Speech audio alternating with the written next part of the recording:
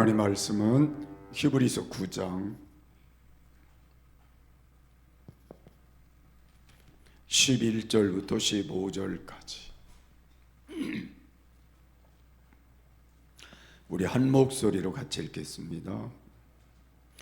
그리스도께서 장래 조진일의 대제사장으로 오사 손으로 짓지 아니한 곧 이 창조에 속하지 아니한 더 크고 온전한 장막으로 말미암아 염소와 송아지의 피로 아니하고 오직 자기 피로 영원한 속죄를 이루사 단번에 성소에 들어가셨느니라. 염소와 황소의 피와 및 암송아지의 죄로 부정한 자에게 뿌려 그 육체를 정결케 하여 거룩케 하거든 하물며 영원하신 성령으로 말미암아 흠없는 자기를 하나님께 드린 그리스도의 피가 어찌 너희 양심으로 죽은 행실에서 깨끗하게 하고 살아계신 하나님을 섬기게 못하겠느냐. 이를 인하여 그는 새 언약의 중보니 이는 첫 언약 때의 범한 죄를 속하려고 죽으사 부르심을 입은 자로 하여금 영원한 기업의 약속을 얻게 하려 하심이니라. 아멘. 우리 함께 인사하겠습니다. 하나님은 사랑이십니다. 사랑합니다. 우리 옆 사람하고 한 번 더 하시죠. 사랑합니다. 오늘은 보혈의 능력에 대해서 말씀을 여러분과 함께 나눌 것입니다. 여러분이 예수님이 십자가에 죽으셨다는 사실을 믿으시죠? 근데 중요한 게 하나 있어요. 십자가를 믿어야 돼요? 예수님의 십자가의 달리심을 믿어야 돼요.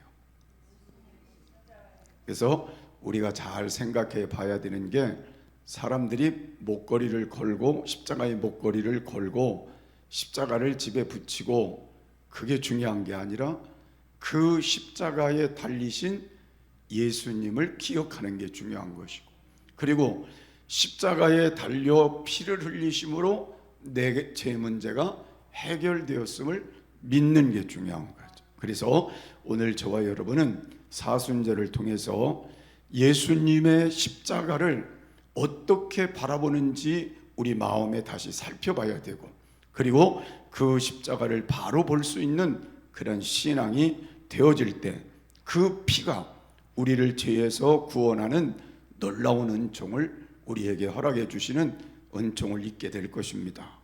그래서 참된 믿음이라는 건 예수님의 교훈을 얻는 것도 중요하고, 그의 행하심을 따르는 것도 중요하고, 예수님을 배우는 것도 중요하지만 더 중요한 건 예수님이 십자가에 못 박히심과 피 흘려 주심에 대한 믿음을 갖는 게 더 중요한 거예요.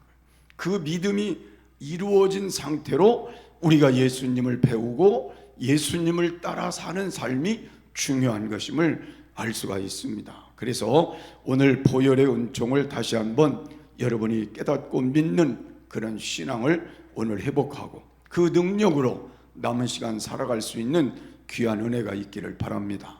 그러면 이 보혈의 능력, 또 피의 능력은 어떤 능력일까? 한번 따라 하시죠. 살리는 능력. 여러분, 과학이 아무리 발달하고 지금 인간이 상상할 수 없을 만큼 많은 것들을 만들어내고 있지만, 우리가 잘 알다시피 생명을 만드는 일은 하지를 못합니다. 또 생명을 만드는 일을 하지 못할 뿐 아니라 죽은 자를 살리는 일도 못합니다. 그래서 우리가 생각해 보면 이 세상에서 하나님이 모든 인간에게 지혜와 능력을 아무리 주어도 두 가지는 못하는 것 같아요. 그게 뭐냐면 죽은 사람을 살리는 일, 그리고 사람을 생명으로 만들어내는 일은 못할 것 같아요. 그건 하나님이 권한이기 때문에 하나님 안에 두었다고 그렇게 생각할 수 있습니다. 그런데 예수님의 보혈은 우리의 죽은 영혼들을 살리는 능력을 갖고 있다는 걸 우리에게 말씀하고 있는 거예요. 그래서 출애굽기 12장에 있는 말씀을 우리가 좀 살펴보면 하나님이 바로에게 명령을 하신 내용들이 있습니다. 이스라엘 백성들을 내보내라. 그 일을 몇 번까지 했어요? 9번까지 했어요. 9번까지 명령을 해도 처음에는 듣는 듯 하다가 또 재앙이 오면 듣는 듯 하고, 그리고 또 반복하고 번복하고 해서 마지막 하나님이 재앙을 내린 것이 장자가 죽는 재앙이었어요. 그런데 장자가 죽는 재앙에서 하나님이 이스라엘 백성들에게 하신 말씀이 뭐냐면, 너희는 이제 양을 잡아서 그 피를 가장이 문설주에 바르면 그 집은 장자가 죽는 재앙에서 넘어가리라. 그래서 넘어간다는 말이 뭐예요? 유월이라는 말로 유월절이 거기서 이루어지게 된 것을 볼 수 있습니다. 그래서 하나님이 말씀하신 게 내 피를 볼 때에 너희를 넘어가리라. 그래서 오늘 우리에게 중요한 건 우리가 신앙생활을 하면서 우리 안에 피가 있어야 된다는 거예요. 누구의 피가요? 예수님의 피가 내 안에 있어야 하나님 앞에 영원한 심판과 저주의 삶들이 넘어간다는 거예요. 그래서 여러분들이 이 안에 그러면 무슨 피를 발라야 되느냐? 그게 아니라 예수님의 보혈을 믿음으로 받아들이고 믿어야 된다는 거예요. 그 믿음이 여기에 있는 사람들은 그 피 때문에, 예수님의 보혈 때문에 모든 저주와 사망과 그리고 우리 앞에 있는 모든 하나님으로부터 오는 심판이 넘어가게 되는 거예요. 그래서 여러분들이 오늘 이게 그만큼 중요하다는 걸 말씀하는 것입니다. 그래서 그 피는 운명을 좌우하는 그런 역할도 할 수 있다고 하는 중대한 요소를 우리에게 담아서 말씀하고 있습니다. 우리가 도덕적으로 아무리 착하게 살고 그리고 이 세상에 법 없이 살 만한 사람이라 할지라도 예수님의 피가 이 안에 없는 사람은, 그 피를 믿음으로 받아들인 믿음이 없는 사람은 하나님과 관계가 없는 거예요. 그래서 이 세상에서는 살지만 하나님 나라에서는 그 사람은 아무 가치가 없는 사람으로 멸망의 삶을 자기 앞에 놓고 사는 그런 삶밖에 되지 않는다는 걸 우리에게 말씀하고 있는 것입니다. 그래서 오늘 예수님께서 우리를 위해서 어린 양이 되셔서 그 어린 양이 우리의 모든 죄값을 대신하고 십자가에 죽으시고 그 피를 우리에게 허락해 주심으로 그 피를 믿음으로 받아들여 어디다가요? 마음의 빗장에다가 예수님의 보혈의 피를 묻힌 사람, 이반을 믿음으로 예수님의 보혈을 받아들인 그 사람에게는 이런 모든 것들 속에서 하나님의 귀한 은총을 힘입게 된다는 걸 말씀하고 있습니다. 그래서 저와 여러분은 오늘 예수님의 보혈의 피가 내 마음에 믿음으로 와 있는지를 살펴보고, 그 피가 확실하게 내게 묻혀 있고 그 피가 오늘 내 안에 능력으로 와 있다면 여러분은 구원받은 자이면서 하나님의 능력자가로 살아가는 거예요. 그래서 여러분, 이 살리는 능력이 내 안에도 이루어지게 되고 이 살리는 능력이 가족에게도 임하게 되고 그리고 많은 죽어가는 영혼들을 살리는 능력으로도 나타나게 되는 겁니다. 그래서 이 보혈의 능력을 여러분이 다시 한번 여러분 가슴 속에 확신해보는 그런 시간이 되시기를 바랍니다. 그래서 그 능력을 다시 소유하지 못했으면 오늘 어떻게 해야 돼요? 소유해야 되죠. 보혈의 능력을 확실하게 여기다 묻힌다는 게 뭐예요? 믿음이 확고하게 여기 담겨 있어야 된다는 거예요. 확신으로 와야 된다는 거예요. 그런 신앙이 오늘 세워지는 시간이 되시기를 바랍니다. 두 번째로 보혈의 능력은 사죄의 능력이 있다고 말씀하고 있어요. 따라하시죠. 사죄의 능력. 이 세상에서 가장 무서운 것이 있다면 여러분 뭐라고 생각되세요? 이 세상에서 가장 무서운 것이 뭐예요? 예, 권사님, 죄예요. 우리는 이 세상에서 가장 무서운 것이 뭐냐면 사자라고도 할 수 있어요. 또 가장 무서운 것이 있으면 어떤 다른 것을 댈 수 있는데 우리는 신앙 안에서 가장 무서운 것이 있다면 뭐예요? 죄입니다. 그래서 여러분, 죄라고 하는 건 우리 인생을 파괴시키는데 일조하는 게 죄입니다. 그럴 뿐 아니라 가정을 파괴시키고 그리고 우리의 영원한 것까지도 파괴시키는 게 죄인 거예요. 그래서 우리가 이 세상을 살다가 죄로 인하여 잘 되는 사람은 없습니다. 죄를 사함받아 하나님 앞에 우리의 삶이 용서받은 자로 살아가는 삶만이 우리에게 복된 삶에게 세워질 수 있는 걸 알 수가 있습니다. 우리가 잘 아는 우시야 왕이라는 유다의 왕이었던 이 왕은 하나님 앞에 잘 믿음을 가지고 나라를 다스리다가 어느 날 마음속에 교만한 마음이 쑥 들어와서 하나님이 원치 않는 일들을 행하게 될 때 하나님이 우시야 왕에게 문둥병을 들게 하셨습니다. 그의 일생이 비참한 마무리가 되었던 것을 성경이 우리에게 가르쳐 주기도 합니다. 엘리 제사장의 가정은 제사장의 가정, 지금은 목사의 가정인데 그 가정이 하나님 편에서 보실 때 하나님이 보는 일에 너무 자녀들이 바르게 하지 못하고 교회를 오늘날로 말하면 교회를 더럽히고 문제를 일으키는 그런 삶을 살아가게 될 때 하나님께서 그 가정을 파멸시키기로 작정하셔서 젊은 사람들이 다 죽고 대를 이어갈 수 없을 만큼 파괴시키는 하나님의 역사를 우리에게 말씀을 해주고 있어요. 그래서 성경에 보면 엘리 제사장에게 한 말씀이 이가봇이라는 말씀을 하셨어요. 이가봇이라는 말이 무슨 말이냐면 하나님이 이 가정에서 영광이 떠났다고 말씀하는 내용이니까 얼마나 비참한 거예요. 그래서 오늘 우리는 하나님 앞에 죄라고 하는 게 이처럼 무서운 것이다. 나라도 망하게 하고 가정도 망하게 하고 제사장일지라도 망하게 하고 그리고 우리 개인도 망하게 하는 게 죄이기 때문에 오늘 여러분과 제가 죄에서 자유를 얻을 수 있는 사죄의 길을 우리가 하나님 앞에 얻는 건 굉장히 귀한 일인데 오늘 하나님께서 우리에게 예수님을 이 땅에 보내시고 그를 십자가에 죽게 하시고 그 피로 우리에게 사죄의 길을 열어주신 거예요. 그렇기 때문에 여러분들이 생각해 보면 이보다 큰 은혜가 없다는 것입니다. 이 세상에서 이 죄가 우리의 인생을 망치고 영원한 것까지 망치는데 예수님이 이 땅에 오셔서 하나님이지만 하나님의 아들이지만 우리를 위해 십자가에 모든 죄값을 담당하고 죽으신 그 일로 인하여 내게 사죄의 길이 열려서 하나님 앞에 이 영광스러운 축복자가 되었다는 것 이상으로 더 귀한 일이 어디 있겠어요. 그래서 이걸 깨닫고 사는 사람이 죄를 짓지 않게 되는 것이고 죄를 지었다 하더라도 돌이키는 것이고 회개의 길을 가는 것이고 날마다 하나님이 기뻐하는 길을 선택해서 가게 되는 것임을 알 수가 있습니다. 어떤 분이 먼 거리를 이렇게 사막을 지나고 이렇게 해서 길을 다 지나오고 난 다음에 어떤 분이 이렇게 물었답니다.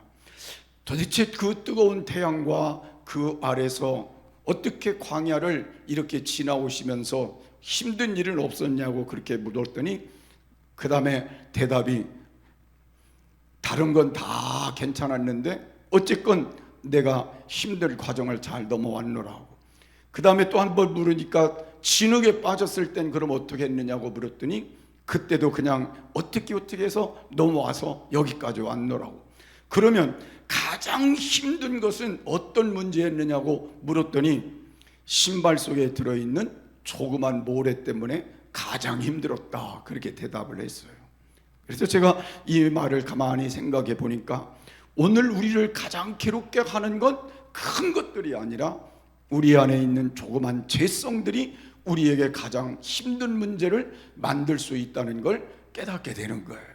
나는 여러분들이 오늘 사순절 기간을 통해서 큰 것도 중요하지만 우리 조그마한 그 죄의 문제들을 죄성을 가진 일들을 또 죄를 지켜야 하는 그런 요소들을 우리 안에서 버려야만 우리가 고통스럽지 않고 힘들지 않는 삶을 살아가는 귀한 은혜가 있지 않을까. 그래서 오늘 예수님의 보혈을 다시 의지하며 여러분들이 하나님께 나가서 해야 할 일이 뭐예요? 철저하게 우리의 작은 것부터 하나님 앞에 회개하는 일들을 시작하는 게 중요한 거예요.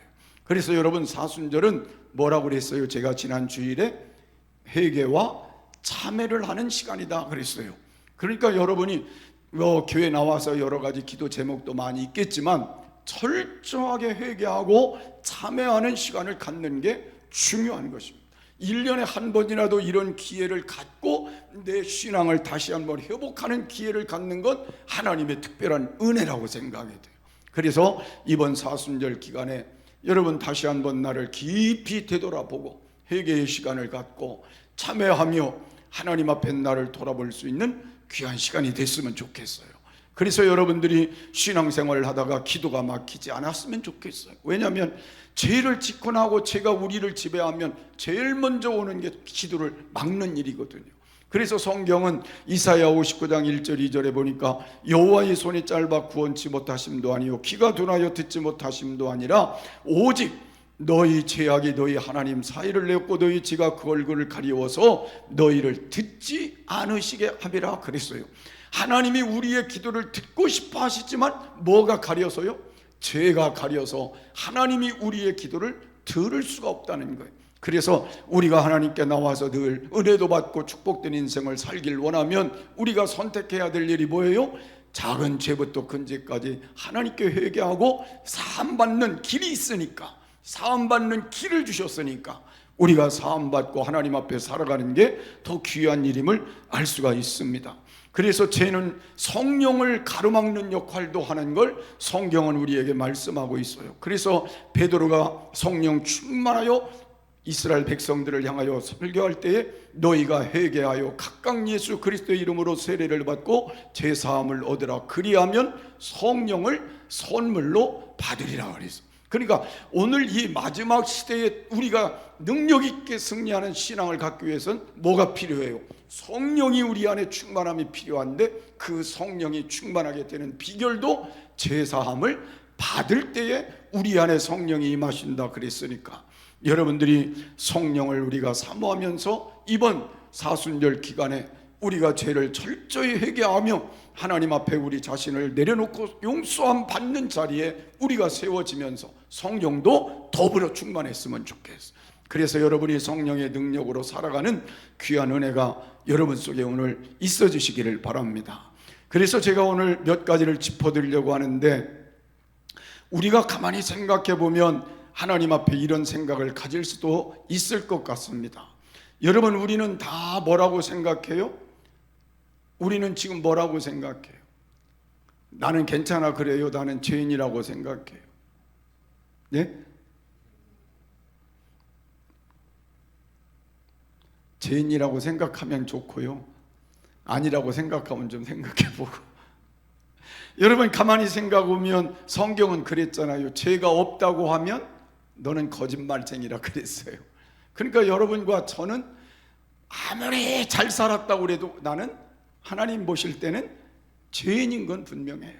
그래서 여러분 우리는 태어날 때부터 죄를 가지고 태어났고 우리는 이 세상을 살아가면서 누구도 죄를 짓지 않고 살아가는 사람이 없으니까 우리는 죄인인 것만은 분명하다는 거예요.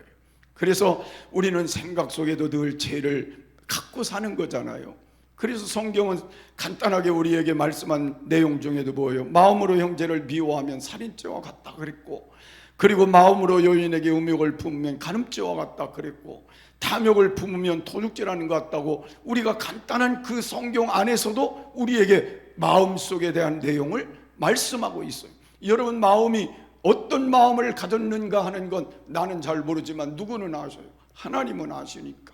그래서 마음으로 우리가 지은 죄도 우리 안에 있을 것이고 입으로 우리는 수없이 우리의 입술로 짓는 죄도 있을 것이고, 여러분 우리가 살면서 우리의 자신이 하나님 앞에 모든 삶을 통해서 하나님이 원치 않는 그 길을 걸어온 것들이 우리 안에 수없이 많을 거예요. 그래서 나는 여러분들이 하나님 앞에 죄를 회개하라 그러면 죄를 싫어할 수도 있겠지만 이번 사순절 기간은 한번 돌아보자는 거예요. 생각을 돌아보고 우리 언행을 돌아보고 행동을 돌아보고 우리의 삶을 돌아보고, 그리고 우리 가족들한테 우리가 이웃들한테 내가 사랑하는 자녀들한테 어떻게 했는지를 다 되돌아보고 교회 생활 속에 우리가 어떻게 했는지를 되돌아보고 하나님께 회개하는 시간을 갖는 것은 매우 중요하다. 그런 시간이 여러분 속에 꼭 있었으면 좋겠습니다. 자, 어떤 분들은 그렇게 또 생각할 수 있어요. 나 자신을 학대하고 나는 나쁜 사람이야, 나 같은 사람은 쓸모없어, 그러면서 자신을 학대하면 하나님이 나의 죄를 용서하실 거야. 전 그건 아니라고 생각해요. 어떤 분들은 그럴 수도 있어요. 내가 죄값을 치렀으니까 나는 죄를 용서받았어. 근데 오늘 우리가 죄값을 교도소에 가서 뭐 치렀다고 해서 하나님이 용서하신 건 아니잖아요. 죄값을 치렀다고 용서받는 건 아니라 그 말이에요. 죄값 대신에 선한 일을 많이 하면 하나님이 나를 용서해 주실 거야. 그것도 아니지요. 오늘 어떤 분들은 죄를 범하면서도 교회 와서 충성하고 헌금 많이 하면 하나님이 나를 용서하실 거야. 절대로 그건 아니죠. 여러분, 어떤 사람은 범죄하고 다시 다음에 죄 짓지 않으면 나는 용서받을 거야, 그렇게 말씀하지만 여러분, 하나님은 아무리 오래된 죄도 우리가 뭐 할 때에, 회개할 때에 용서의 길을 주시는 거예요. 그래서 오늘 저와 여러분이 하나님 앞에 이 시간부터 해야 될 일은 하나님께 나와서 죄를 깨달으면 성경이 우리에게 말씀하시는 대로 하나님 앞에 나 자신의 죄를 자백하는 시간이 필요한 것이고, 자백하며 용서를 구하는 시간이 필요한 것이고, 그 보혈의 능력을 의지해서 용서함의 자리로 나가는 것이 필요한 거예요. 그래서 이번 사순절 기간이 여러분에게 그런 시간이 꼭 되어지는 귀한 축복이 있기를 간절히 소원합니다. 그런데 회개를 하는 방법도 여러 가지가 있잖아요. 그래서 제가 여러분에게 열거해 드리려고 하는데, 첫 번째로는 자기 자신이 죄인됨을 인정하는 데서부터 회개는 시작이 되는 겁니다. 여러분, 사람이 생각해 볼 때 난 아무 잘못도 없어 그러면 그 사람이 잘못했다고 할까요? 안 할까요? 절대로 안 하죠. 내가 죄인이고 잘못됐다고 생각하고 깨달아져야 그때 뭐 하는 거예요? 내가 용서를 구하게 되고 잘못을 인정하고 회개하는 삶을 갖는 거예요. 여러분, 자녀를 이렇게 키워보지만 부모님이 볼 때는 뻔히 잘못했는데 너 왜 그렇게 했느냐고 그러면 자기 자신이 잘못했다는 걸 안 느끼는 아이는 어떻게 해요? 어떻게 할까요? 반항적이죠. 내가 뭐가 잘못했냐 막 그렇게 하고서 대들 수도 있잖아요. 오늘 우리가 그럴 수도 있어요. 하나님, 내가 뭐가 잘못했습니까? 라고 생각하고 말할 수도 있어요. 그런데 제가 아까 전자에 쭉 말씀드린 것처럼 우리가 하나님 앞에서 나를 되돌아보면 생각 속이나 삶 속에 우리의 모든 언어와 우리의 행동 속에서 하나님 앞에 나의 잘못된 것들이 인정될 수 있다는 거예요. 그래서 오늘 저와 여러분은 인정하는 데서부터 여러분들이 회개하는 시간이 되어지는 겁니다. 그래서 하나님 앞에 나의 잘못된 것이 인정되면 그 다음에 자백할 수 있잖아요. 하나님, 내가 이렇게 됐으니, 이렇게 잘못했으니 하나님 나의 죄를 용서해 달라고 하나님께 자백하는 시간을 갖게 될 것이고, 여러분, 자백만 하면 될까요? 성경은 그걸 거기서 끝내질 않았더라고요. 우리가 예수님의 보혈의 피를 의지하여 자백하고 내 마음속에 그 피를 믿고 용서함을 받은 믿음을 갖는 그 순간부터 우리는 돌이켜야 된다. 그러니까 반복되는 죄를 지면 안 된다는 거예요. 돌이켜야 된다는 거예요. 한번 따라 하시죠. 돌이켜야 된다. 그러니까 회개라고 하는 게 뭐예요? 돌아서는 게 회개인 거예요. 근데 우리가 이렇게 살면서 늘 우리는 회개는 한다고 하는데 뭐는 안 하고 있어요? 돌아서지는 않고 있는 거예요. 또 가서 또 반복해서 하는 죄가 우리 안에도 숨어 있다는 걸 깨달을 수가 있어요. 그래서 이번 사순절 기간은 돌이키는 데까지 가야 되는 것이고, 돌이키는 데까지 가는 것도 또 중요하지만 그 다음에는 열매를 맺어야 된다고, 회개에 합당한 열매를 맺어라. 그래서 우리는 물질적으로 지은 게 혹시 있으면 물질을 갚고 회개하는 것이 맞다는 거예요. 그리고 우리가 다른 사람의 말로 우리가 상처를 준 게 있으면 용서를 구하는 것으로 회개하는 게 맞다는 거예요. 그러니까 회개라고 하는 것이 결실도 있어야 되는 거예요. 그래서 여러분이 온전한 회개가 되어 하나님 앞에 우리가 용서함을 받은 그 믿음의 삶을 갖고 우리가 나가게 돼야 하나님 앞에 용서받은 자로서, 사죄를 받은 자로서의 합당한 하나님의 삶이 된다는 걸 깨달을 수가 있습니다.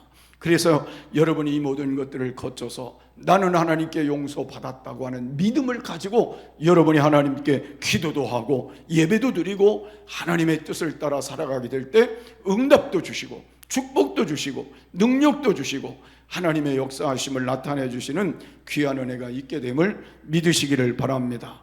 그래서 오늘 보혈의 능력을 다시 한번 여러분이 마음속에 받아들이고 그 사제의 능력을 여러분이 마음속에 받아들이고 이번 기회에 철저하게 하나님께 회개함으로 하나님이 우리의 죄에서 완전히 우리를 건져내 주심으로 하나님께 의롭다 인정을 받고 하나님의 자녀의 특권을 가지고 여러분이 살아가며 기도의 승리자로 살아가고 하나님의 축복의 귀한 삶을 여러분이 힘입고 살아가고 그리고 때로는 병이 우리 안에 있다 할지라도 그 병에서 치료함을 받는 능력도 힘입고 살아가고 그렇게 하시면서 하나님 앞에 영광을 돌릴 수 있는 귀한 시간이 되시기를 바랍니다.